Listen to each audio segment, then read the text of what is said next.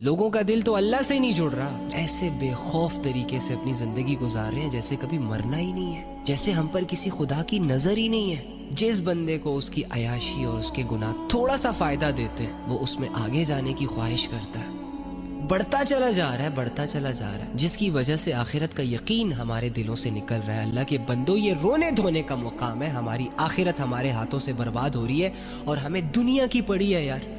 ہمیں دنیا میں مشہور ہونا ہے، ہمیں دنیا کا بینک بیلنس انکریز کرنا ہے، ہمیں شادیاں کرنی ہے، بچے پیدا کرنے ہیں اور مرنا ہے، ہمیں ایک دوسرے سے بس آئی لو یو بولنے ہیں، ہمیں محبتیں کرنی ہے، ایک دوسرے کو جگا کے رکھنا ہے، ہمیں سیر سپاٹوں سے فرصت نہیں ہے۔ اللہ کے بندے، میری آخرت کا گھر